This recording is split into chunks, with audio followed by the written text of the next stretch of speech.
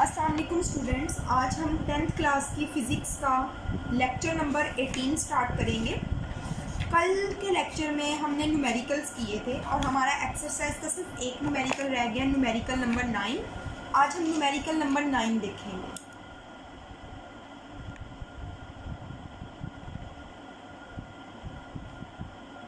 अच्छा, तो students numerical number 9 क्या है?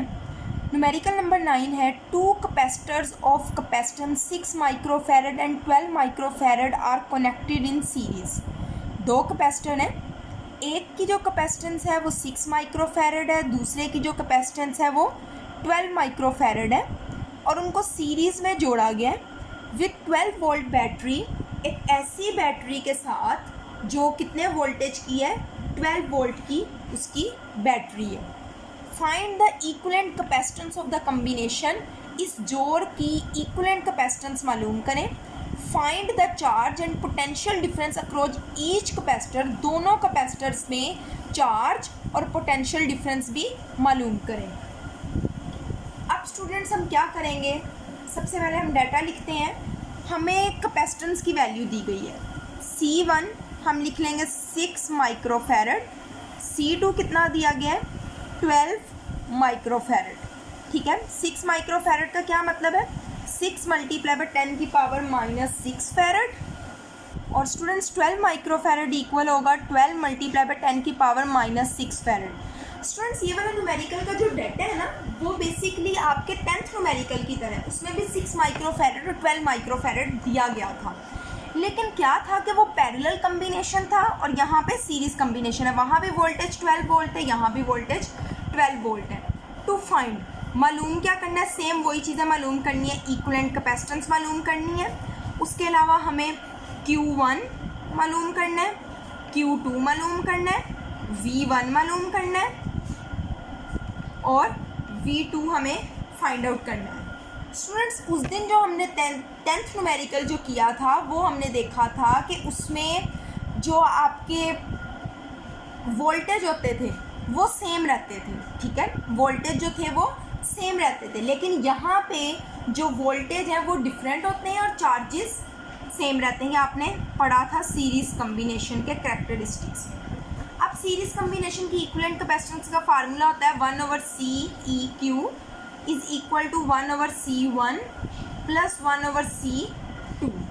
अब students 1/CE is equal to 1/C की वैल्यू 6 मल्टीप्लाई बाय 10 की पावर -6 प्लस 1/12 मल्टीप्लाई बाय 10 की पावर -6।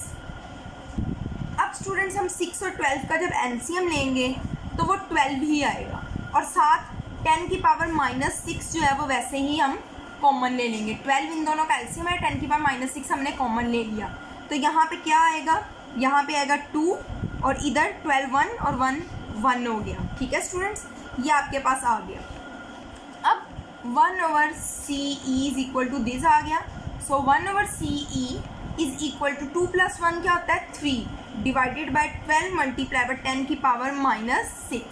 अब स्टूडेंट्स हम क्या करेंगे, इसको क्रॉस मल्टीप्लाई करेंगे तो क्या होगा, CE इज इक्वल टू हो जाएगा, ये 3 इधर मल्टीप्लाई होगा 3 हो जाएगा और ये यहाँ आके ऊपर आ जाएगा 12 मल्टीप्लाई बाय 10 की पावर -6। स्टूडेंट्स अब हमें CE मालूम करना है तो 12 जो यहाँ ही रहेगा, ये 3 जो है ये इधर आके डिवाइड हो जाएगा। ठीक है, तो हमारे पास CE आएगा, CE is equal to 12 multiply by 10 की पावर -6 डिवाइडेड बाय, इसको हम किससे डिवाइड करेंगे, जो यहाँ पे 3 था वो नीचे चले गया। 12 को स्टूडेंट्स आप 3 से डिवाइड करें तो क्या आता है 4 और साथ मल्टीप्लाई बाय 10 की पावर -6 आ गया और कैपेसिटेंस का यूनिट क्या होता है फैरड। अब आप कैपेसिटेंस की ये वैल्यू भी लिख सकते हैं या आप C is equal to 4 microfarad भी लिख सकते हैं, ये अब आपकी मर्जी है। ठीक है, अब स्टूडेंट्स हमें मालूम करना है चार्ज और वोल्टेज मालूम करने हैं। ठीक है, अब स्टूडेंट्स हम चार्ज मालूम कर लेते हैं। Q1 जो है वो इक्वल होगा C इक्वलेंट V हमने बैटरी वाला लेना है और Q2 जो है वो इक्वल होगा C इक्वलेंट वोल्ट, ठीक है। ये बैटरी और वोल्टेज वही वाला लेना है हमने। Q1 is equal to CE की हमने वैल्यू क्या पढ़ी है 4 मल्टीप्लाई बाय 10 की पावर -6 और बैटरी कितनी थी 12 वोल्ट की। और similarly Q2 is equal to 4 multiply by 10 की पावर -6 मल्टीप्लाई बाय 12। बल्कि आप स्टूडेंट्स इसको छोड़ें, आपने ये पार्ट ही नहीं करना, आप बल्कि इसी को बस करें। और जब आप इसको मल्टीप्लाई करेंगे 4 को 12 से तो ये आपके पास आएगा 48। साथ आप लगा लेंगे 10 की पावर -6 और चार्ज का यूनिट क्या होता है कूलम। ये तो आपके पास आ गया 48 माइक्रो कूलम, आपके पास आ गया Q की वैल्यू, ठीक है। चाहे आप यहाँ 1 भी ना लिखें। अब आप लिखेंगे इन सीरीज कम्बिनेशन, सीरीज जोड़ में capacitance charge across each capacitor remains same, एक जैसा रहता है। तो इसका मतलब ये है Q1 जो है Q2 के इक्वल होगा और Q2 जो है वो Q के इक्वल होगा। Q की वैल्यू क्या है 48 मल्टीप्लाई 10 की पावर -6, तो आप लिखेंगे Q1 जो है वो भी 48 माइक्रो कूलम हो गया, ठीक है। और इसी तरीके से Q2 जो है वो भी 48 माइक्रो कूलम इसकी वैल्यू हो जाएगी। अब स्टूडेंट्स हमें मालूम करने हैं वोल्टेज, ठीक है। वोल्टेज हमें पता है, वोल्टेज का फार्मूला होगा V इज इक्वल टू होता है Q/C, क्योंकि Q इज इक्वल टू होता है CV, तो V1 इज इक्वल टू होगा Q/C1, ठीक है। और उधर V2 इक्वल होगा Q/C2, क्योंकि चार्ज सेम होता है, आपको पता है सीरीज कम्बिनेशन में।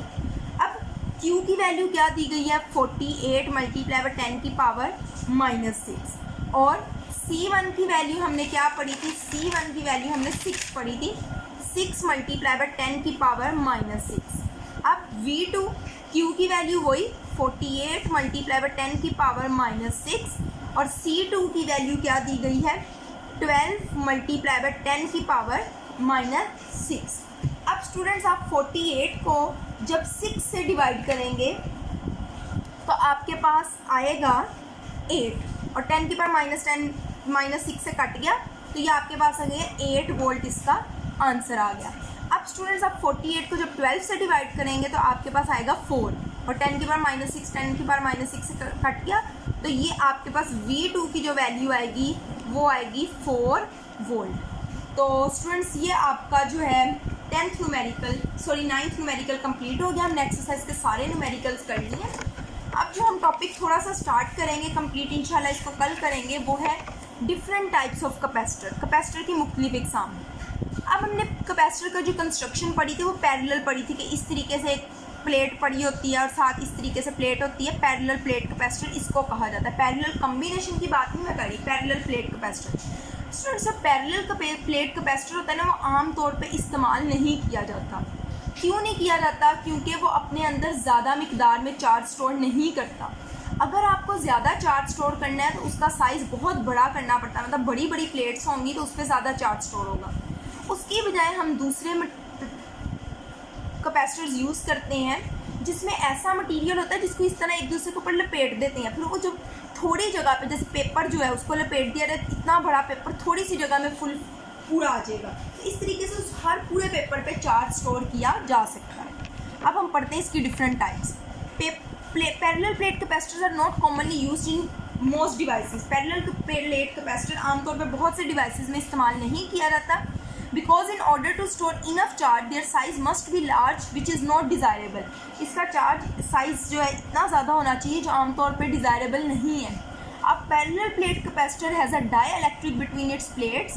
पैरेलल प्लेट कैपेसिटर के प्लेट्स के दरमियान डाई इलेक्ट्रिक मौजूद होता है, ठीक है, and is made of flexible material, और लचकदार फ्लेक्सिबल मटीरियल से बना होता है। That can be rolled into the shape of a cylinder, जिसे लपेट के सिलेंडर के तौर पे लपेट लिया जाता है, ठीक है। In this way we can increase the area of each plate. इस तरीके से हम हर प्लेट का एरिया बढ़ा सकते हैं। ये देखें, ये लपेटा हुआ है रोल की तरह तो ज़्यादा एरिया हो जाएगा। Some other types of capacitor use chemical reaction to store charge, कोई जो है उसमें केमिकल रिएक्शन होता है चार्ज को स्टोर करने के लिए, जिसको हम इलेक्ट्रोलिटिक कैपेसिटर्स कहेंगे, आगे हम पढ़ेंगे ये वाले। उसके बाद these are called electrolytic capacitor, बल्कि ये लिखा हुआ है some type of capacitors use chemical reaction to store charge are called electrolytic capacitor. जब आप यहाँ पे इलेक्ट्रोलिटिक कैपेसिटर करेंगे तब ये डेफिनेशन वहाँ पे ऐड कर लेंगे। तो स्टूडेंट्स ये आपने इंट्रोडक्शन तैयार करना है। Capacitors have different types depending upon their construction and nature of dielectric used in them. Capacitor के मुख्तलिफ इकसाम हैं। एक इकसाम उसकी कंस्ट्रक्शन के हिसाब से बताया गया, उसके स्ट्रक्चर के हिसाब से उसकी डिफरेंट टाइप्स बनाई गई, और दूसरा डाइलेक्ट्रिक कि उसके दरमियान कौन सा डाइलेक्ट्रिक यूज़ हो रहा है, उसके अकॉर्डिंग भी कैपेसिटर की डिफरेंट टाइप्स बताई गई हैं। आप देख सकते हैं पेपर कैपेसिटर है, मीका कैपेसिटर है, वेरिएबल कैपेसिटर है, फिर यहाँ पे इलेक्ट्रोलिटिक कैपेसिटर मौजूद है। इंशाल्लाह ये कल हम टाइप्स कंप्लीट करेंगे। आज के लिए इतना ही। अल्लाह हाफ़िज़।